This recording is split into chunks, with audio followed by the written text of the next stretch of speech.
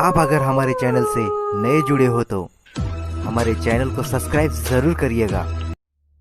सरला देवी ने आयुषी के साथ मिलकर अभिमन्यु और प्रीति को मिलवाने की पूरी प्लानिंग कर ली थी। दोनों ने मिलकर प्रीति और अभिमन्यु को एक दूसरे की तरफ से लेटर लिखा था, जिसमें मिलने की जगह स्कूल ग्राउंड निर्धारित करी। रातों रात दीनदयाल ने लेटर आयुषी के यहाँ पहुँचा दिया और आयुषी का लिखा लेटर ले आया।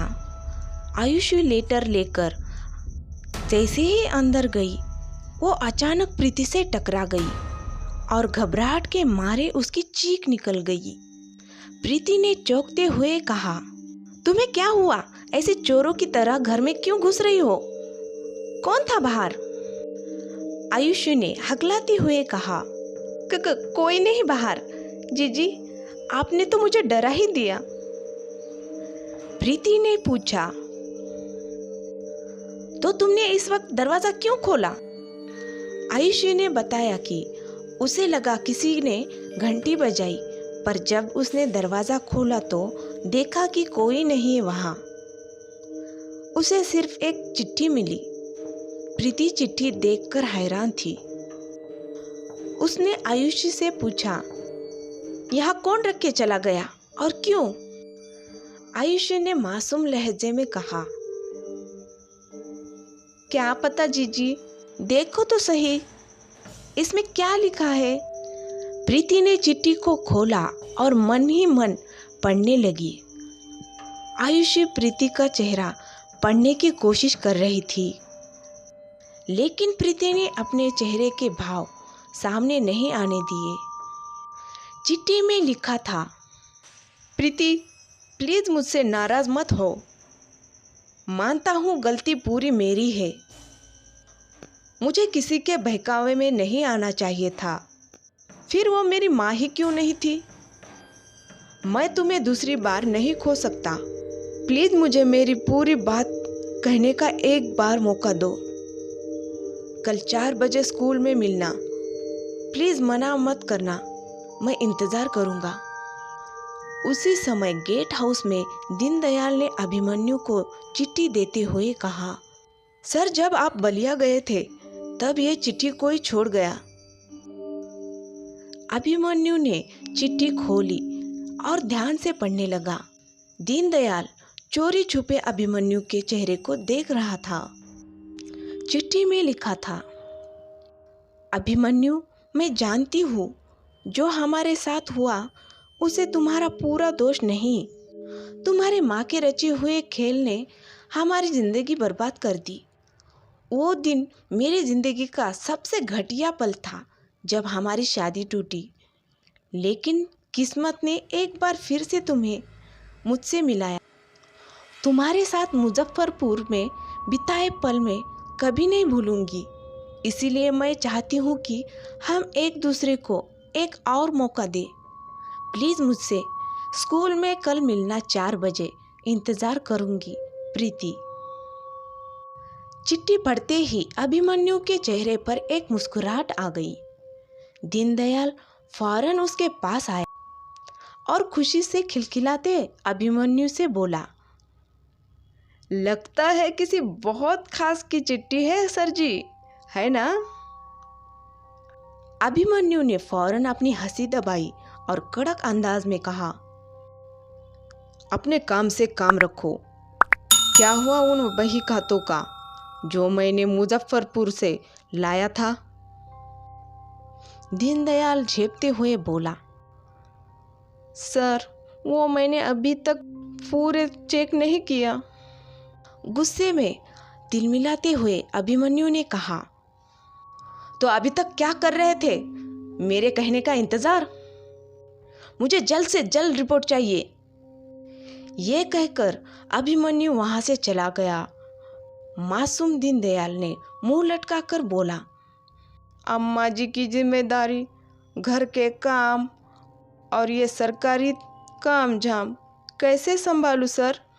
दीनदयाल कमरे में आया तो सरला देवी ने फौरन पूछा, अभिमन्यु ने चिट्ठी पढ़कर कुछ कहा? दयाल ने सड़ा सा जवाब दिया। बहुत खुश हुए, एक आशिक की तरह। सरला देवी को यह सुनकर तसल्ली मिली।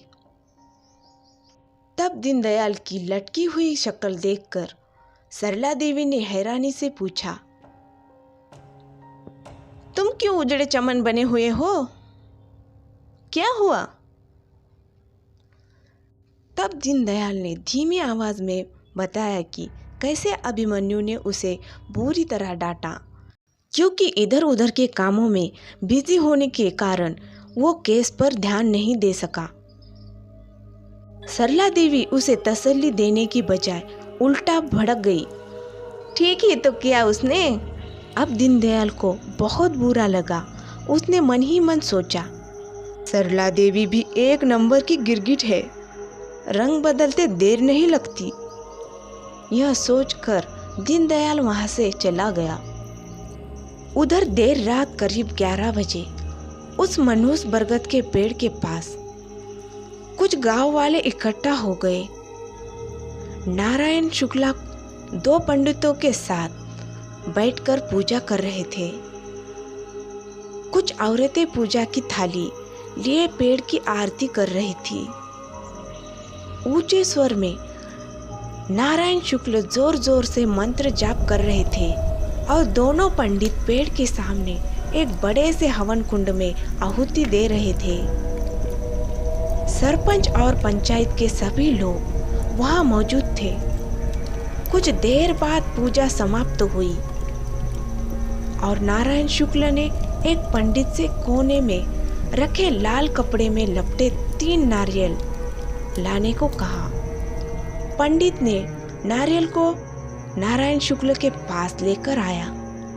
नारायण शुक्ल ने अपने कुर्ते की जेब से लाल धागों का गुच्छा निकाला और पंडित से कहा,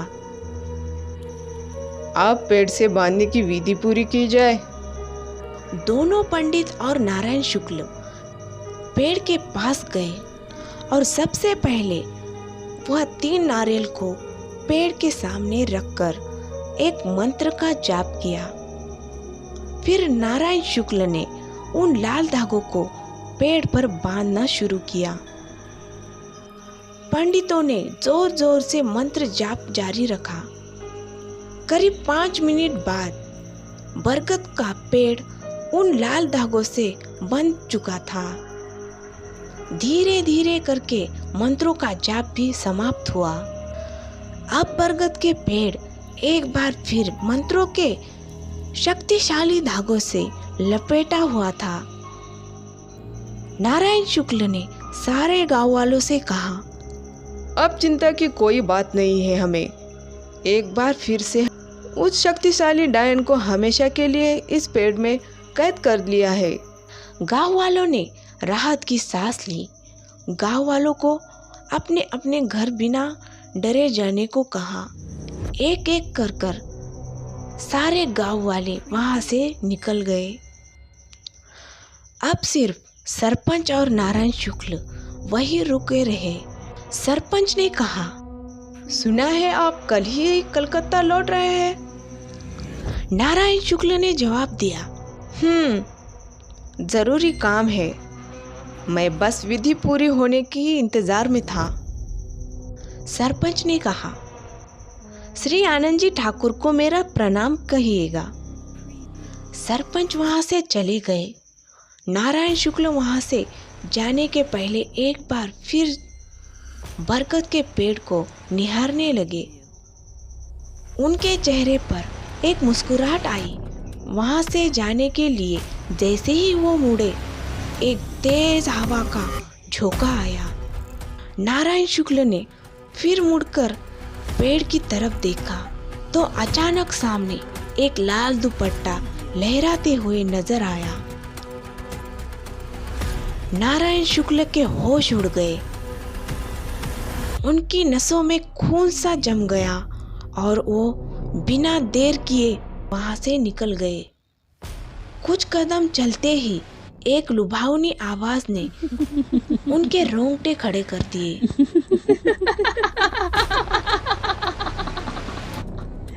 इतनी भी जल्दी क्या है शुक्ला जी, मुझसे बिना मिले ही जाएंगे। नारायण शुक्ल पसीने से डूब गया, दिल की धड़कनें थमने लगी और शरीर ने काम करना बंद कर दिया। क्या डायन बनाएगी नारायण शुक्ल को अपना शिकार?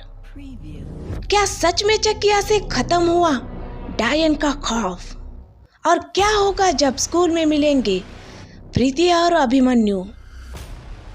डायन की दहशत के इस खौफनाक सफर में जुड़े रहे।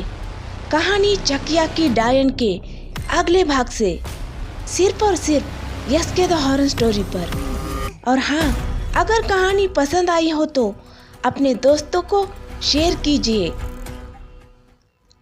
कमेंट और सब्सक्राइब जरूर कीजिए।